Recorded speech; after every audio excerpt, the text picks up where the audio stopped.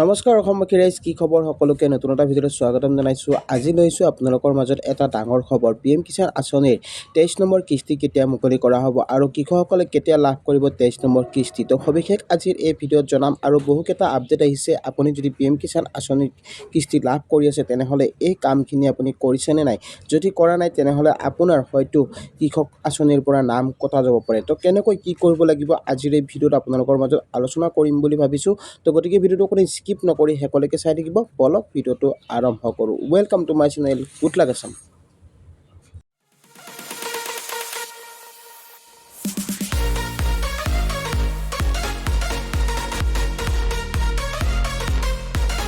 তো গাইজ আপোনালোকক লৈ আহিছোঁ এটা বেলেগ এটা পেজত, যিহেতু ইয়াত আপোনালোকক আপডেট দিম, যিটো ইয়াত জনাম যে PM কিষাণ আঁচনিৰ আপোনাৰ 23 নম্বৰ কিস্তি কেতিয়া মুকলি কৰা হ'ব। আৰু যোৱাকালি ইয়াৰ এই ৱেবছাইটটোৰ পৰা যিটো এটা নতুন আপডেট আহিছে আপোনালোকক দেখুৱাব খুজিছোঁ, kisanportal.org, ঠিক আছে। এই ৱেবছাইটটোৰ জৰিয়তে আপোনালোকক মই এই আপডেটটো দিব বিচাৰিছোঁ। আৰু ইয়াত কি লিখা আছে বলক চাওঁ। তো ইয়াত লিখিছে যিটো প্ৰধানমন্ত্ৰী কিষাণ সন্মান নিধি PM কিষাণ 23 কিস্তিৰ তাৰিখ 2026 মুক্তিৰ আশা কৰা হৈছে। তো চাওক, 2026 চনৰ বাবে PM কিষাণৰ 23 সংখ্যক কিস্তিৰ বাবে সমগ্ৰ ভাৰতৰ লাখ লাখ যোগ্য কৃষকে অতিশয় আশা কৰিছে। 2026 চনৰ 23 সংখ্যক কিস্তিৰ সঠিক মুক্তিৰ তাৰিখ আনুষ্ঠানিকভাৱে ঘোষণা কৰা নাই যদিও কৃষকসকলে তেওঁলোকৰ হিতাধিকাৰীৰ মৰ্যাদা, আধাৰ লিংকিং আৰু PM কিষাণ eKYC সকলো আপডেট হোৱাটো নিশ্চিত কৰি প্ৰস্তুতি চলাব লাগে যাতে কোনো ধৰণৰ ধন পৰিশোধৰ পলম নহয়। এই গাইডে কি আশা কৰিব লাগে, আপোনাৰ অৱস্থা কেনেকৈ পৰীক্ষা কৰিব লাগে আৰু এটা সস্তীৰ্ণ পে'মেণ্ট প্ৰক্ৰিয়াৰ বাবে ল'বলগীয়া পদক্ষেপসমূহৰ বিষয়ে গুৰুত্বপূৰ্ণ তথ্য প্ৰদান কৰিব। তো গাইজ চাওক, আপোনালোকে সকলোৱে জানে যিহেতু PM কিষাণ আঁচনি মুকলি কৰা হৈছিলে আপোনালোকৰ সমগ্ৰ দেশত, আৰু সমগ্ৰ দেশতে যিহেতু 23 নম্বৰ কিস্তি মুকলি কৰা হৈছিলে যোৱা মাৰ্চৰ 13 তাৰিখে, ঠিক আছে। আৰু এই কিস্তিৰ কাৰণে আপোনালোকে কি কি কৰিব লগা হয়, যদি আপুনি কিস্তি পোৱা নাই বা আপুনি কিস্তি যদি পাই আছে তেনেহ'লে কোনো কথা নাই। যদি পোৱা নাই, আপোনাৰ যদি পেণ্ডিং হৈ আছে তেনেহ'লে কি কি কাম কৰিব লাগিব ইয়াত আপোনালোকক মই আপডেট দিম। তো PM কিষাণ 23 কিস্তিৰ তাৰিখ কেতিয়া 23 নম্বৰ কিস্তি আপোনালোকক ইয়াত দিয়া হ'ব বুলি জনাইছে। আৰু 23 নম্বৰ কিস্তি এতিয়ালৈকে যিটো আনুষ্ঠানিক কোনো ধৰণৰ ঘোষণা হোৱা নাই। প্ৰধানমন্ত্ৰী কিষাণ সন্মান নিধি PM কিষাণ আঁচনিখনে সাধাৰণতে ত্ৰিমাসিকভাৱে কিস্তি মুকলি কৰে। যোগ্য কৃষক পৰিয়ালসমূহক 2000ৰ আৰ্থিক সাহায্য প্ৰদান কৰে।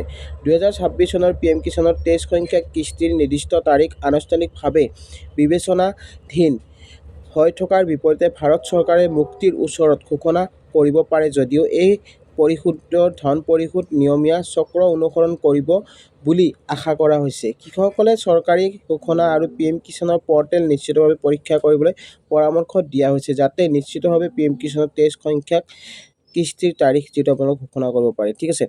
ইয়াত আপোনালোকক যিহেতু মই ক'ব খুজিছোঁ, PM কিষাণ বহু কৃষকে যিহেতু আপোনালোকে PM কিষাণৰ ধন লাভ কৰিব পৰা নাই। তো চাওক, আপোনালোকে যদি ধন লাভ কৰিব পৰা নাই তেনেহ'লে আপোনালোকে এই কথাখিনি জানি ৰাখক যে কেনেকৈ আপুনি ধন লাভ কৰিব আৰু PM কিষাণৰ কিস্তি কোনে লাভ কৰিব, কোনসকল কৃষকক PM কিষাণৰ কিস্তি মুকলি কৰি দিয়া হ'ব। এতিয়া চাওক, বহু কৃষকৰ নাম কিহৰ বাবে বাদ পৰে। তো আপোনালোকে কি কৰে, সৰু সুৰা ভুলৰ বাবে আপোনালোকে সেই কিস্তিসমূহ নাপায়। তো তাৰ কাৰণে আপোনালোকে যিটো নাজানে, তো তাৰ কাৰণে আপোনালোকে এই কথাখিনি জানিব লাগিব যে আপুনি যদি এজন যোগ্য কৃষক হয় তেনেহ'লে আপুনি এই কামখিনি কৰাটো উচিত। আৰু যদি আপুনি এই কামখিনি নকৰে তেনেহ'লে আপুনি কিস্তি লাভ নকৰে। তো ইয়াত চাওক, PM কিষাণ 23 ইনষ্টলমেণ্ট কোনে লাভ কৰিব, যোগ্যতাৰ মাপকাঠি ইয়াত দিয়া হৈছে। তো ইয়াত কি লিখিছে চাওক, প্ৰথম অপশ্যনটো লিখিছে মাটিৰ মালিকী স্বত্ব, খেতিযোগ্য ভূমিৰ মালিক হোৱা। আঁচনিখনে প্ৰথম অৱস্থাত প্ৰতিষ্ঠানিক ভূমিধাৰীক বাদ দিছিল, কিন্তু নিয়মৰ বিকাশ ঘটিছে। 2 নম্বৰ দিছে eKYC। তো আপোনালোকক সকলোকে কৈছোঁ যিহেতু eKYCটো আপোনাৰ বাবে যিটো বাধ্যতামূলক PM কিষাণ eKYC সম্পূৰ্ণ কৰাটো অতি প্ৰয়োজনীয়। ইয়াৰ অবিহনে প্ৰায় পে'মেণ্ট ৰখা হয়। আপুনি আপোনাৰ eKYC অনলাইন বা CSC কেন্দ্ৰত সম্পূৰ্ণ কৰিব পাৰে। যদি আপুনি KYC কৰিব পৰা নাই, আপুনি মোবাইলতো কৰিব পাৰে, নাইবা আপুনি যদি মোবাইলত কৰিব পৰা নাই আপুনি আধাৰ চেণ্টাৰত গৈও আপুনি আপোনাৰ eKYC সম্পূৰ্ণ কৰিব পাৰিব। যিহেতু আপোনালোকক ভাৰত চৰকাৰে যিহেতু কৈছে যে আৰু কৈছে যে আপোনালোকক এই KYC কামটো আপোনালোকে কৰিব লাগিব আৰু যদি নকৰে তেনেহ'লে আপুনি এই সুবিধাসমূহ লাভ নকৰে। আৰু ইয়াত কৈছে আধাৰ বীজ আপোনাৰ আধাৰ নম্বৰ আপোনাৰ বেংক একাউণ্টৰ সৈতে লিংক কৰি PM কিষাণ পৰ্টেলত পৰীক্ষা কৰিব লাগিব। আৰু আপোনালোকক মই আগতে কৈছোঁ যে আপোনাৰ আধাৰ কাৰ্ডখন যিখন আছে সেই আধাৰ কাৰ্ডখন আপোনাৰ বেংকৰ লগত লিংক হয় আছে নে নাই।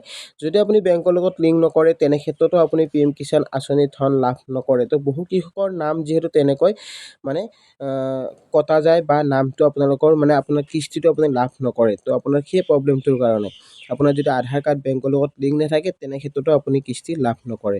বেংক একাউণ্টৰ বৈধতা পঞ্জীয়নভুক্ত বেংক একাউণ্ট সক্ৰিয় বৈধ আৰু প্ৰত্যক্ষ সুবিধা স্থানান্তৰ DBTৰ বাবে আধাৰৰ সৈতে সংযুক্ত হ'ব লাগিব।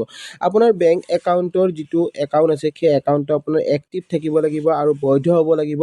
প্ৰত্যক্ষ সুবিধা স্থানান্তৰ মানে আপুনি পইচা উলিওৱা আৰু সোমোৱা আপোনাৰ ট্ৰেনজেকশ্যন থাকিব লাগিব, তেতিয়াহে আপুনি সেই পইচাখিনি লাভ কৰিব। আপুনি PM কিষাণ আঁচনিৰ ধন আৰু আধাৰৰ সৈতে সংযুক্ত হ'ব লাগিব। বাদ দিয়াৰ মাপকাঠি সাংবিধানিক পদত থকা ব্যক্তি বৰ্তমান বা অৱসৰপ্ৰাপ্ত চৰকাৰী কৰ্মচাৰী পেছাদাৰী চিকিৎসক অভিযন্তা অধিবক্তা CA আৰু আদায়কৰ্তাসকলক সাধাৰণতে বাদ দিয়া হৈছে। তো এইসকল মানে লোকে লাভ নকৰে PM কিষাণ আঁচনিৰ ধন। যদিহে আপোনালোকৰ এইসমূহ কামৰ যদি আপুনি এইসমূহ কাম যদি আপুনি কৰে, চৰকাৰী কৰ্মচাৰী নাপায়, পেছাদাৰী চিকিৎসক তো সেইসকল লোকে লাভ নকৰে। এই সকলোবোৰ চৰ্ত পূৰণ কৰাটো নিশ্চিত কৰাটো 2000 পে'মেণ্ট লাভ কৰিবলৈ অতি গুৰুত্বপূৰ্ণ। আৰু ইয়াত আপোনালোকক আপডেট জনাইছে যে PM কিষাণ 23 ইনষ্টলমেণ্ট ষ্টেটাছ কেনেকৈ চেক কৰিব। তাৰ কাৰণে আপুনি কি কৰিব লাগিব চাওক। PM কিষাণ ষ্টেটাছ চেক কৰাটো একেবাৰে সহজ। আপোনালোকে PM কিষাণ ৱেবছাইটত যাব, ইয়াত লিখি দিছে হিতাধিকাৰী অৱস্থালৈ নেভিগেট কৰক।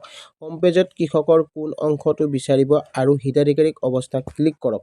আপুনি প্ৰথমতে আপুনি যদি PM কিষাণৰ যদি ৱেবছাইটত যায়, ঠিক আছে, ষ্টেটাছটো যদি চেক কৰিব বিচাৰে তেনেহ'লে ৱেবছাইটত যাব। তাতে আপোনাৰ PM কিষাণ ৱেবছাইট বুলি ষ্টেটাছ বুলি এটা অপশ্যন আছে, তাত গৈ আপুনি পৰীক্ষা কৰিব পাৰিব। আপোনাৰ ষ্টেটাছটো আপুনি চাব পাৰিব।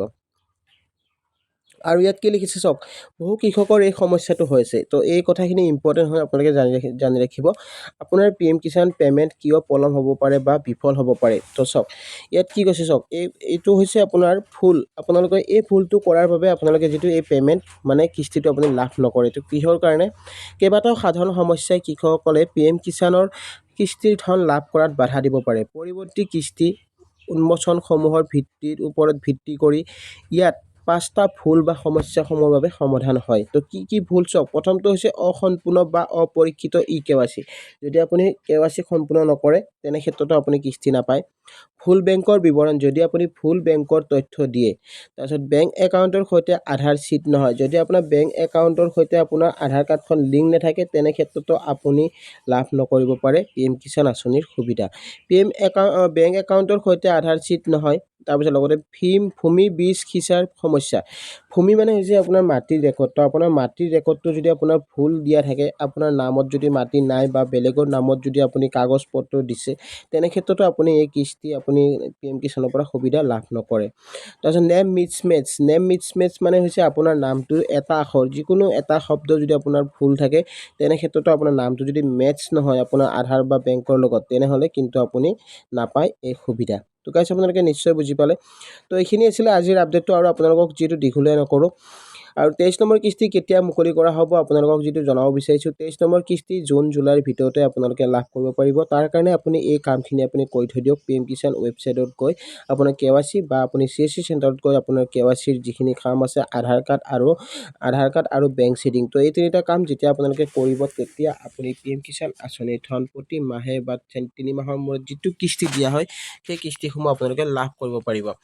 আই হোপ আপোনালোকে নিশ্চয় ভিডিঅ'টো বুজি পালে। তো আজি আপোনালোকক যিটো PM কিষাণ আঁচনিৰ বিষয়ে জনালোঁ, আৰু ভিডিঅ'টো কেনেকুৱা পালে জনাব। ভাল পালে লাইক শ্বেয়াৰ, আৰু লগতে চেনেলটো যিসকলে নতুনকৈ আহিছে ছাবস্ক্ৰাইব কৰিব নাপাহৰিব, আৰু কাষত থকা বেল আইকনটো প্ৰেছ কৰি দিব, যাতে এনেকুৱা ধৰণৰ নতুন ইনফৰমেশ্যন আহিলে সকলোতকৈ আগত পাই থাকে। তো গাইছ আজিলৈ মানে জয় অসম।